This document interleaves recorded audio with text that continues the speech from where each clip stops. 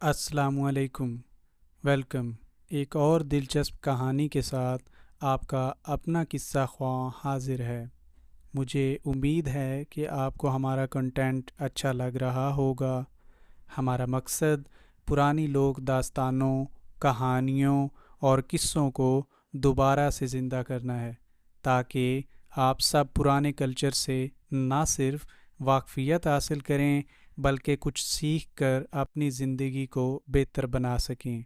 हमारे इस सफ़र में आप सब हमारे हम सफ़र हैं और इसलिए ही आप सब की राय हमारे लिए बहुत अहम है। तो अपनी कीमती राय से हमें ज़रूर आगाह किया करें और वीडियो को लाइक, शेयर और चैनल को सब्सक्राइब करके घंटी के आइकन को दबा लें ताकि आप आने वाली वीडियोस मिस ना कर पाएँ। शुक्रिया। आज का किस्सा सल्तनत अल्मासपुर की रानी सानिया और एक चोर का है। एक ऐसे चोर का किस्सा जो गरीबों और मोहताजों का गमगुसार बना और अपने इलाके का रॉबिन हुड कहलाया। इस किस्से में हम देखेंगे कि कैसे एक चोर ने सल्तनत अल्मास में अपनी लगन, मेहनत और ईमानदारी से इनकलाब बर्पा कर दिया। तो शुरू करते हैं चोर और रानी का किस्सा, जो कि अपने वक्त की एक बेहिस और ज़ालिम इस्टेब्लिशमेंट, इस्तेसाली निज़ाम और कसम पुरसी की हालत में ज़िंदगी गुजारते गरीबों के मुतालिक है। दूर दराज के पहाड़ों और नदियों के संगम पर एक शानदार सल्तनत थी जिसका नाम अल्मासपुर था। यहाँ की हुक्मरान रानी सानिया थीं, जिनकी रहमदिली और इंसाफ पसंदी की धूम दूर दूर तक फैली हुई थी। सल्तनत की इमारतें सोने के गुंबदों और हीरों से जड़े पत्थरों से बनी थीं, मगर इस शान शौकत के पीछे एक भयानक राज छुपा था। अमीरों और गरीबों के दरमियान ना ख़त्म होने वाला फ़ासला। अमीर ताजिर गरीबों को मजदूरी के नाम पर ग़ुलाम बना लेते, जबकि रानी के ख़जाने में वो सोने के ढेर लगाते रहते। एक दिन रानी ने महल की खिड़की से देखा कि बाज़ार में एक बूढ़ा किसान अपनी बेटी को एक ताजिर के हाथों बेच रहा है। ये देखकर रानी का दिल दुख से भर गया। उन्होंने फ़ौरन अपने वज़ीरों को बुला भेजा और पूछा, क्यों कोई मुझ तक इस जुल्म की शिकायत नहीं लाता। वज़ीरों ने झूठ मूठ के बहाने बनाए, मगर रानी समझ गईं कि ये सब ताजरों के साथ मिले हुए हैं। सल्तनत अल्मासपुर में जब ये इस्तेसाली निज़ाम अपने अरूज पर था, उसी दौरान सल्तनत में एक पुरस्रार चोर की दास्तानें फैलने लगीं। उसका नाम कालू था, जो रात की तारीकी में अमीरों के घरों में घुस जाता, ख़जाने लूटता और सोना गरीबों के घरों के आगे रख कर गायब हो जाता। लोग उसे रॉबिन हुड ऑफ अल्मासपुर कहने लगे। कालू के बारे में अजीब बात यह थी कि वो कभी किसी को नुकसान नहीं पहुंचाता था, ना हथियार इस्तेमाल करता, ना खून बहाता। एक रात कालू ने शहर के सबसे अमीर ताजिर जगत सिंह के घर में चोरी की। जगत सिंह ने अपने मुहाफ़िज़ों को हुक्म दिया, उस चोर को ज़िंदा या मुर्दा पकड़ो, मगर कालू हंसता हुआ फ़रार हो गया। अगले दिन गरीबों के घरों में सोने के सिक्के बरसने लगे। एक गरीब बेवा ने कालू को दुआएं देते हुए कहा, खुदा तुझे लंबी उम्र दे, मेरा बेटा मरीज़ है, तू ही तो उसका सहारा है। अल्मासपुर की रानी सानिया, जो कि अब इस इस्तेसाली निज़ाम के ख़िलाफ़ एक प्रॉपर क्रैकडाउन करने का प्लान बना रही थीं, उन तक कालू की बहादुरी और हमदर्दी के किस्से पहुंचना शुरू हुए और उनको कालू से मिलने की दिलचस्पी हुई।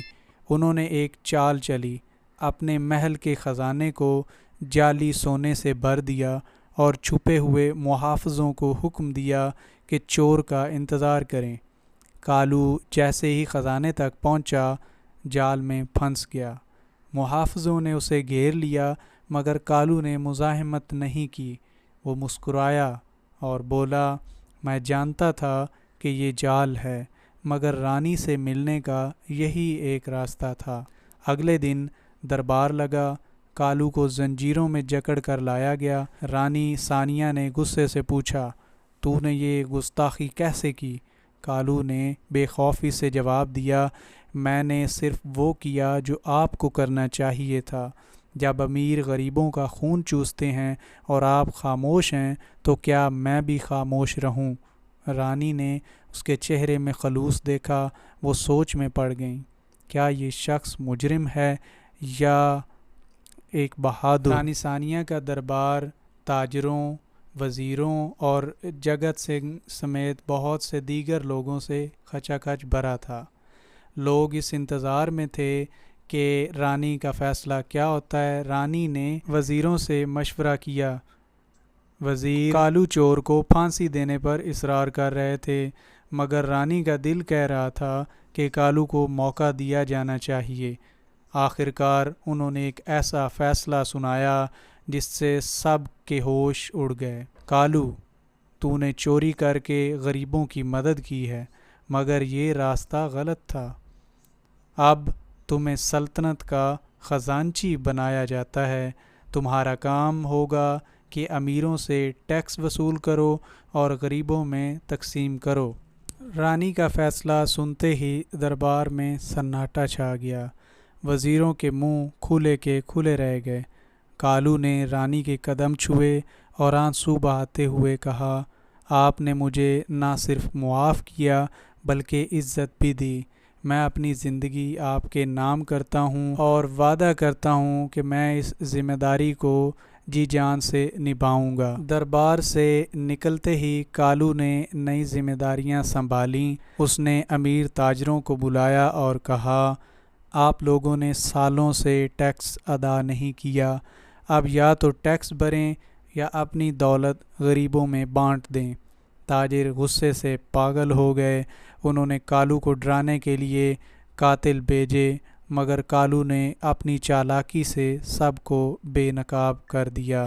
ایک دن جگت سنگھ نے کالو کو رشوت بھجوائی اور ساتھ میں پیغام بھیجا کہ یہ سونا لیں اور میرا ٹیکس معاف کر دیں۔ کالو نے سونا غریبوں میں بانٹ دیا اور جگت سنگھ کو کہلا بھیجا، آپ کا سونا تو پہلے ہی تقسیم ہو چکا ہے، اب ٹیکس ادا کریں۔ کالو کی انتھک محنت سے کچھ ہی مہینوں میں سلطنت الماس پور میں انقلاب آ گیا۔ غریبوں کے لیے مفت ہسپتال اور اسکول کھلے، کسانوں کو اپنی زمینیں واپس مل گئیں۔ رانی ثانیہ نے کالو کی مدد سے ایک نیا قانون بنایا، ہر شہری کو بنیادی حقوق ملنا لازم ہے، چاہے وہ امیر ہو یا غریب۔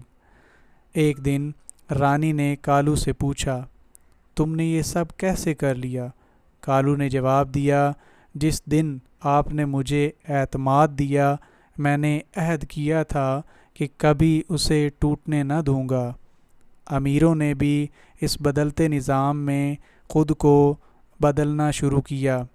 جگت سنگھ نے اپنی دولت کا ایک حصہ غریبوں پر خرچ کرنا شروع کیا اور کہا، سچی خوشی تو یہی ہے کہ دوسروں کے چہرے پر مسکراہٹ لاؤ۔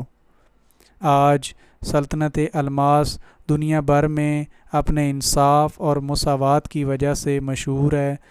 رانی ثانیہ اور کالو چور کی دوستی کی کہانیاں نظموں اور گیتوں میں گائی جاتی ہیں۔